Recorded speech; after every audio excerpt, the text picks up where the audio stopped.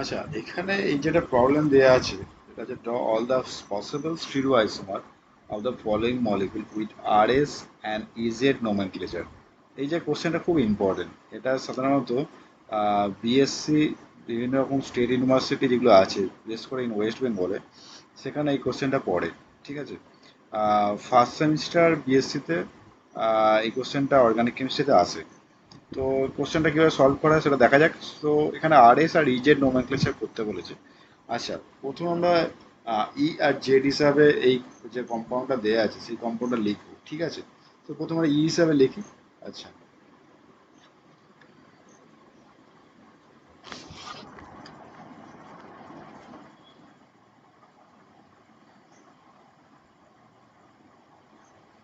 so this is CH3 CH double bond, right? Then H here, then C up. So আমরা এতখানি লিখলাম। এবার এখানে এই যে কার্বনটা আছে এটা হচ্ছে কাইরাল কার্বন। এইখানে আর আর এস হবে। ঠিক আছে? তো আমরা প্রথমে একবার হাইড্রোজেনটাকে ওপরে লিখছি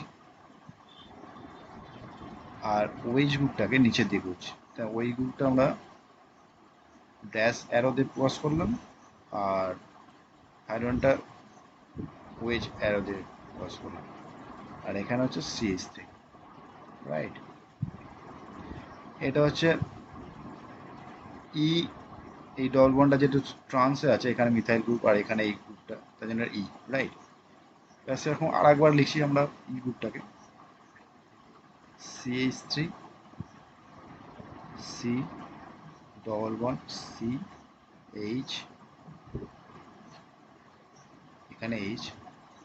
নাও লুক কেয়ারফুল। আগে কি করেছিলাম, আমরা ডবল বন্ডটাকে ওপর দিকে রেখে এই হাইড্রোজেনটাকে ওপর দিকে রেখেছিলাম। এবার আমরা হাইড্রোজেনটাকে আমরা নিচের দিকে রাখছি, পিছন দিকে রাখছি, আর ওইচটাকে আমরা ওপর দিকে করলাম। তাহলে আর একটা আমরা আর এস কনফিগারেশন পাবো। ঠিক আছে? এটা হচ্ছে ই, যেহেতু মিথাইল গ্রুপ আর এই গ্রুপটা ট্রান্স পজিশনে আছে। এবার আমরা জেড পজিশনে দুটো কনফার্মেশন আগে, CH3 হাইড্রোজেন এখানে। জেড পজিশনে হতে গেলে ওপর দিকে আমাদের বাল্কি গ্রুপটা রাখতে হবে। আর প্রথমে আমি কি করলাম, প্রথমে হাইড্রোজেনটা ওপর দিকে রাখলাম, তারপর এখানে ওইচটা রাখছি নিচের দিকে, এখানে মিথাইল গ্রুপ, এখানে হাইড্রোজেন। এখানে এই মিথাইল গ্রুপ আর এই বাল্কি গ্রুপটা একই দিকে আছে, তাই জন্য জেড কনফর্মেশন আছে।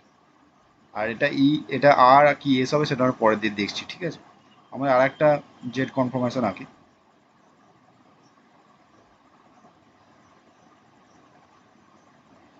এখানে হাইড্রোজেন,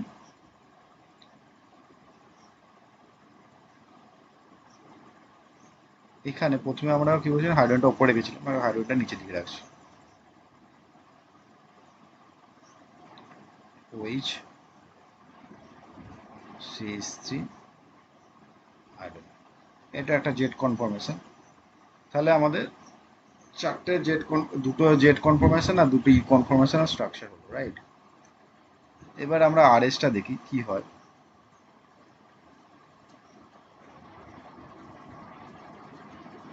আচ্ছা, এইখানে এটা প্রায়োরিটি গ্রুপ নিয়ে সাজালে এটা এক, এইটা দুই,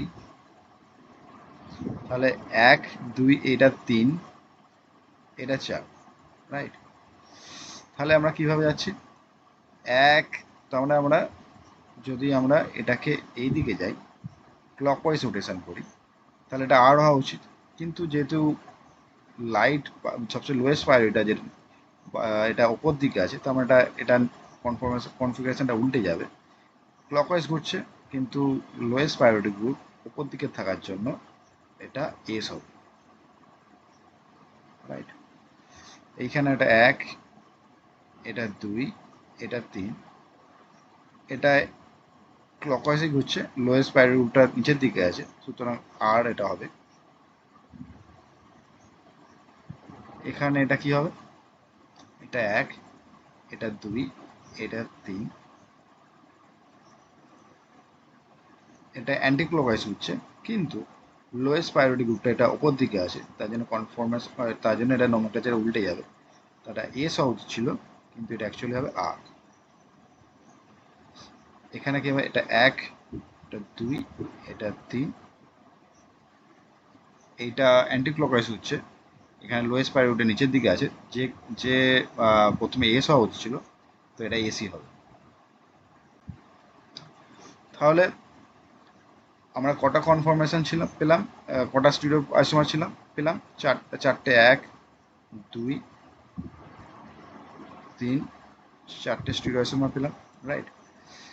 তো এর মধ্যে প্রথম যে স্টিরিও আইসোমার আমরা পেলাম, সেখানে আমরা কি কনফার্মেশন, সেখানে তার নোমেনক্লেচার হচ্ছে ই এস।